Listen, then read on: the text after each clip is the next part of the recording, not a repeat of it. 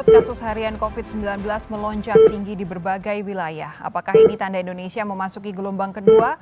Lalu bagaimana kepatuhan protokol kesehatan hingga rasio penularan COVID-19 saat ini? Kelompok warga ini saling serang dengan menggunakan batu, kayu, dan petasan.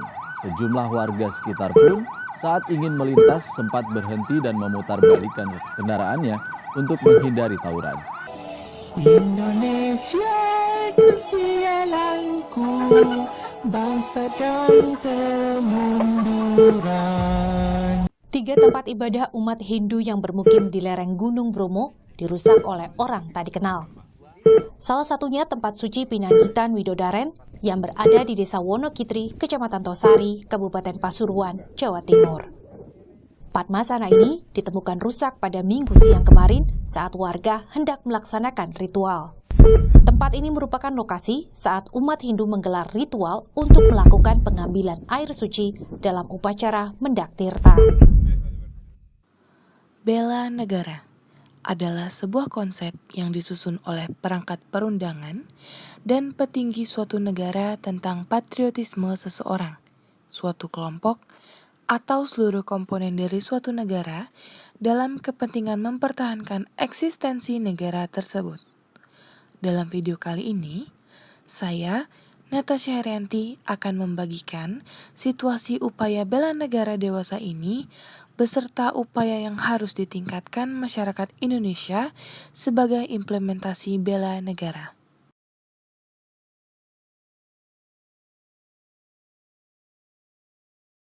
Indonesia, atau biasa disebut dengan Nusantara, merupakan negara dengan penduduk terbesar keempat di dunia, dengan pulau yang tersebar luas dari Sabang sampai dengan Merauke, menyebabkan Indonesia memiliki keanekaragaman suku bangsa, bahasa, agama, dan tak terkecuali rumpun bangsa atau ras.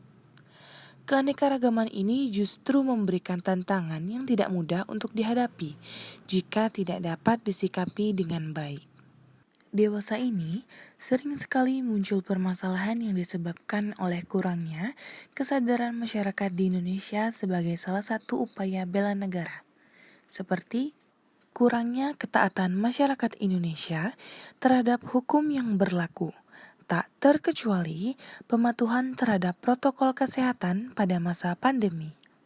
Kurangnya rasa menghormati antar suku, agama maupun ras, kurangnya rasa cinta terhadap tanah air, kurang selektif dalam menyikapi budaya asing yang masuk ke Indonesia, dan kurangnya sikap tenggang rasa terhadap sesama.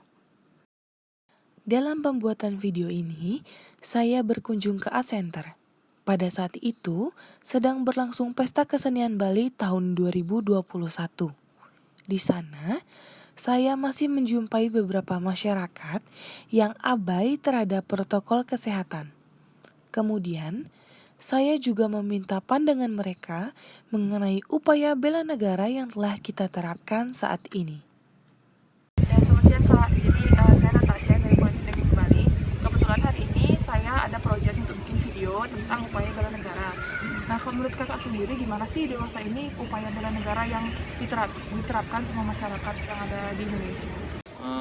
Menurut saya masih kurang ya, soalnya kita tuh malah ngikutin tren dari luar, jadi kita ngikutin bahasa sih, maksudnya kayak budaya luar gitu loh. Seharusnya kita orang Bali, jadi kita harus ikutin budaya Bali gitu kan, kayak melestarikan budaya kita sendiri, biar kita tuh budaya kita nggak punah gitu, ataupun kayak udah dilupakan gitu kan. Jadi kita melestarikan budaya kita. Ya benar gitu.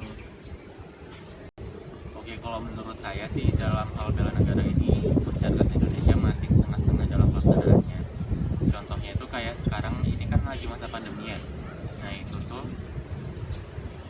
masyarakat Indonesia tuh masih banyak yang melanggar peraturan gitu loh, kayak nggak pakai masker, terus pakai masker tapi di jalan raya nggak pakai helm gitu kan. Terus masih banyak hal-hal yang kayak gitu. Sedangkan masih banyak ada juga orang-orang yang udah taat sama peraturan gitu. Selain itu juga kayak misalnya remaja-remaja itu masih milih brand-brand luar negeri gitu.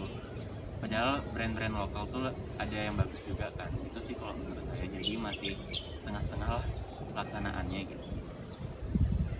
Lalu, sebenarnya usaha apa saja yang bisa kita lakukan sebagai generasi milenial dalam upaya meningkatkan ketaatan bela negara? Yang pertama adalah aktif berorganisasi atau mengisi waktu luang dengan kegiatan yang positif. Salah satunya dengan mengikuti kegiatan kepanitiaan baik internal maupun eksternal kampus atau dunia pendidikan. Kedua, turut menjaga kebersihan lingkungan sekitar kita.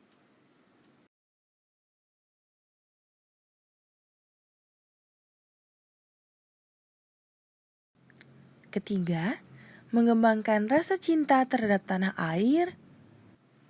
Yang keempat, turut serta dalam pelaksanaan atau implementasi upaya bela negara demi keberlangsungan bangsa, dan masih banyak yang lainnya.